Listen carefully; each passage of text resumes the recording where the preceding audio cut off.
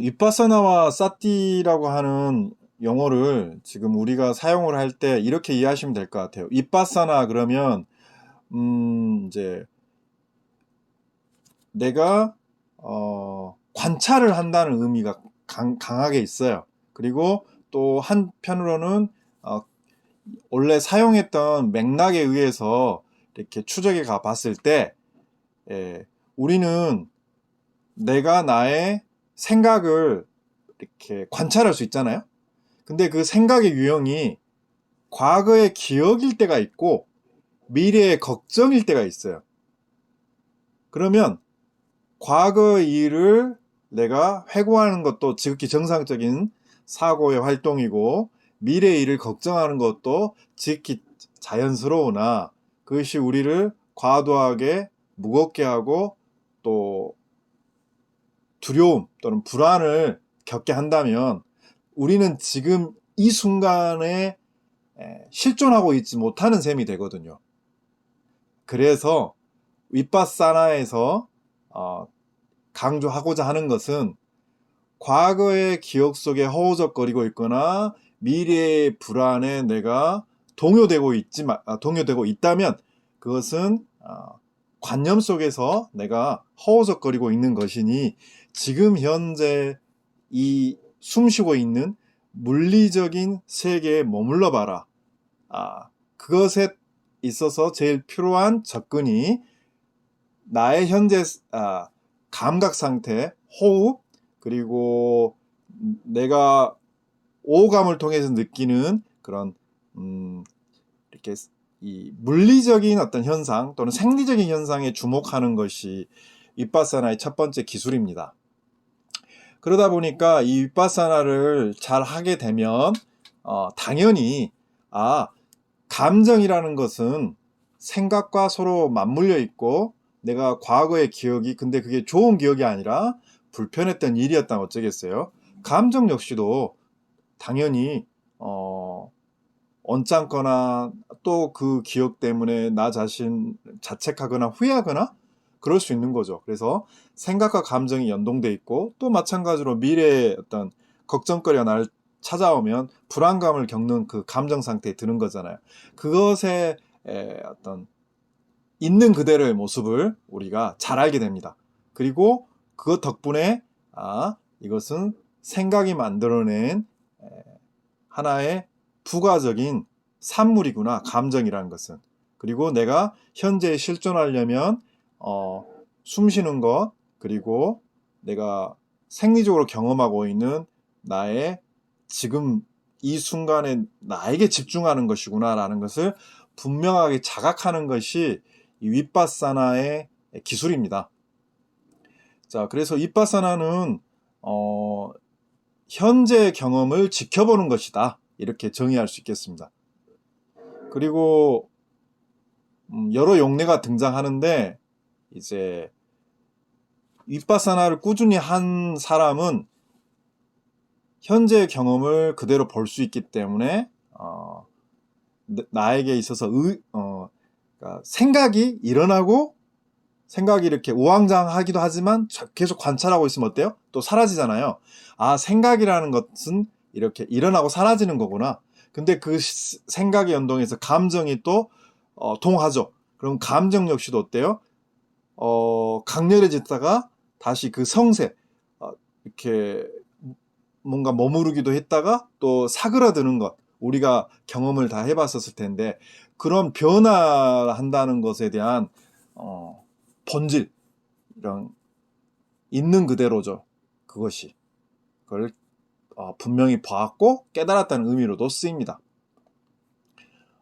그래서 윗바사나를 이렇게 잘 닦은 수행자는 윗바신이 되는 거예요. 그러니까 지혜 있는 자, 깨달은 자라는 의미를 갖게 됩니다.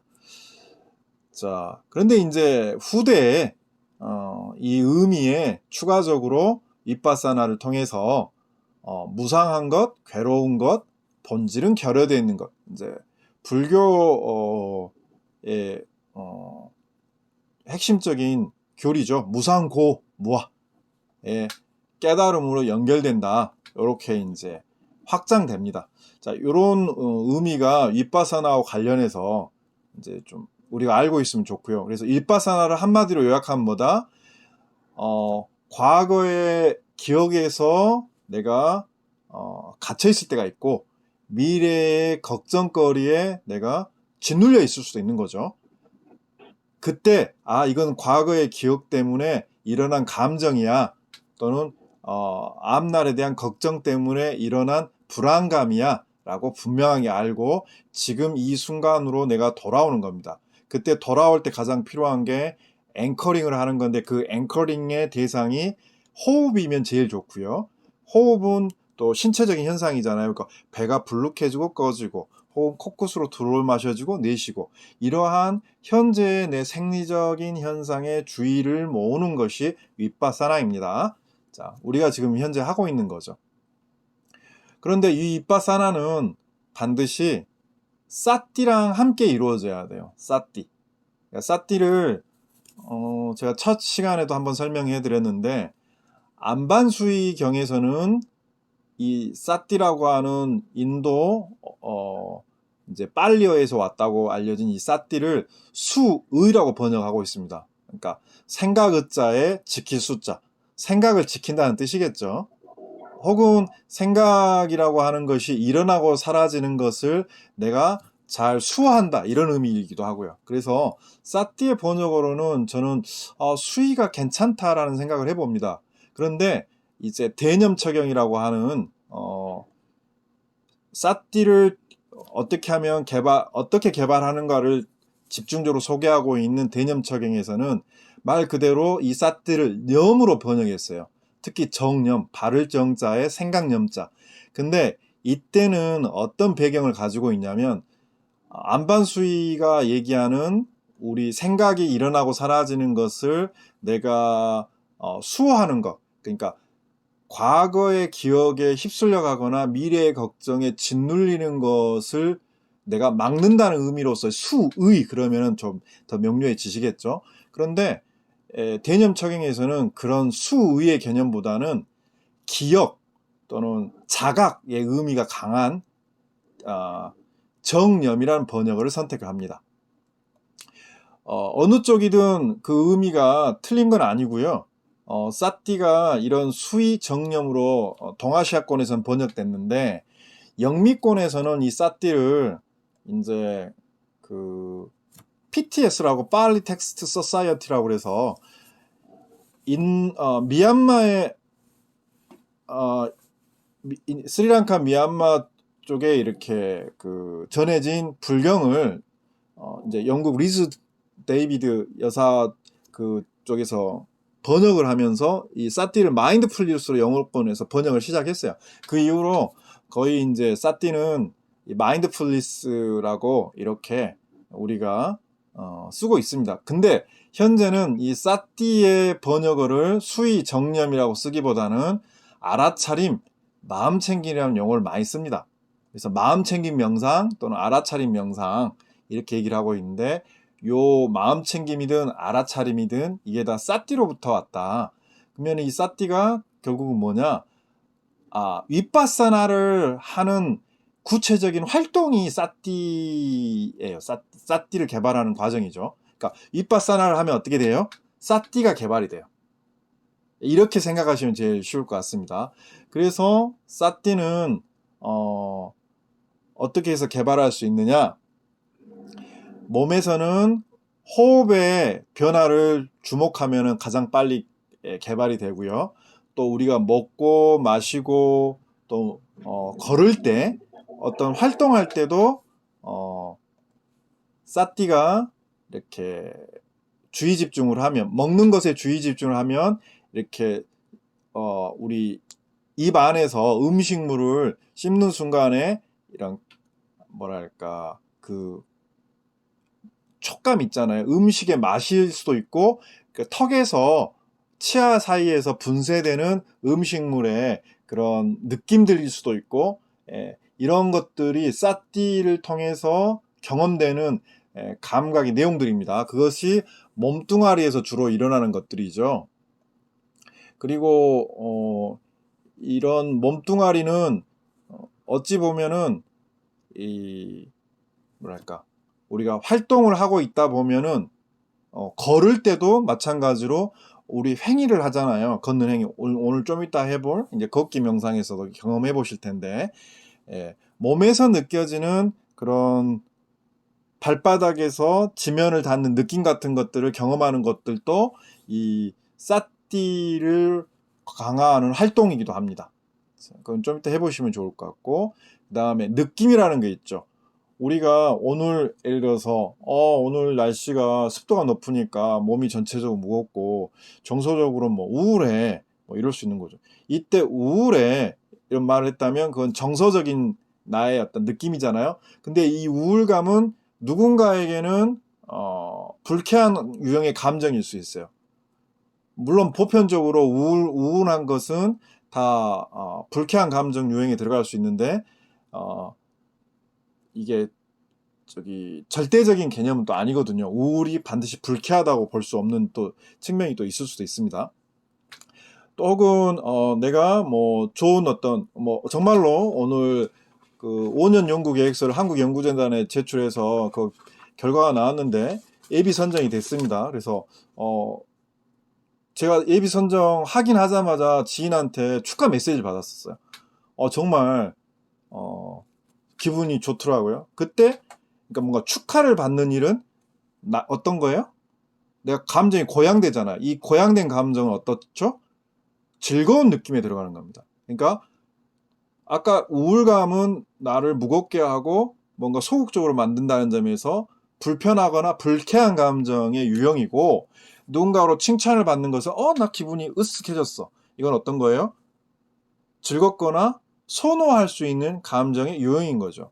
그래서 이게 내가 불쾌한 감정을 현재 겪고 있구나를 아는 것도 사띠의 활동이고, 사띠를 강화하는 활동이고, 내가 유쾌하고 즐거운 감정을 경험하고 있구나라는 걸 아는 것도 사띠의 활동입니다. 자, 그리고 이제 마음이라고 하는 것은 우리 이제 의식 활동이 일어나고 사라지는 거잖아요. 사실은 본질이. 우리 수십간 하면 바로 경험하잖아요. 생각이 들어오고 벌써 수세고 있는 생각이 막 끼쳐 들어오고, 그것이 바로 마음이라고 알려진 의식의 활동의 내용들입니다. 자, 이것도 대상으로 해서 사띠를 강화할 수 있죠. 그다음에 법. 이 법이라고 하는 것은 어떤 측면에서 보면은 나라고 하는 존재를 정확히 분석에 들어가서 신체의 활동 영역 또는 감정의 영역 또는 사유의 영역, 그리고 그것들이 어떤 관성을 가지고 있는지 발견하는 영역으로서의 그 법의 영역이 있습니다. 자, 이런 네 가지 것을 대상으로 관찰을 꾸준히 하다 보면 사띠가 강화됩니다. 사띠는 이 네 가지 걸 강화시켜서 어떻게 해요? 모든 것은 일어나고 머무르고 사라지는 본질을 갖고 있구나. 어떤 것도 영속하지 않아. 항상 변화를 또는 무상을 특징으로 하고 있어. 이것을 깨닫는 겁니다. 그리고 이제 이 과정에서 이 사띠는 어떻게 확장되느냐? 아마 이게 가장 또 중요한 것 같아요. 다른 여타의 명상과 좀 다른 게 이제 내가 지켜야 할 것과 피해야 할 것으로 확장이 됩니다. 그러니까 사띠가 강화되어 있으면 이런 거예요. 딱 음식을 막 먹다가 포만감이 왔어. 사띠가 강화되면 빨리 오거든요. 포만감을 바로 느껴요. 그러면 이때 이제 그만 먹어도 되겠네, 이렇게 그러면서 숟가락을 수저를 내려놓을 수 있는 거죠. 자, 그런데 이게 지켜야 할 것과 피해야 할 것에 관한 이야기는 이렇게 아마 들어보신 적 있을 거예요. 마땅히 해야 할 때, 물러날 때를 알고 말해야 될 때를 아는 것, 이런 맥락에서 등장합니다. 그래서 사띠가 강화되면 때에 맞는 행위와 때에 맞는 말을 할 수 있다고 알려져 있어요. 그게 이제 사띠가 강화된 사람들의 가장 큰 특징인 것 같습니다. 그래서 불교 개학의 계율의 어떤 밑거름이 이것을 통해서 만들어지는 것 같고요. 이 사띠를 강화하는 학습법이 지금 아이들을 위한 또는 뭐 성인 치유를 위한 활동으로 많이 확장돼 있죠.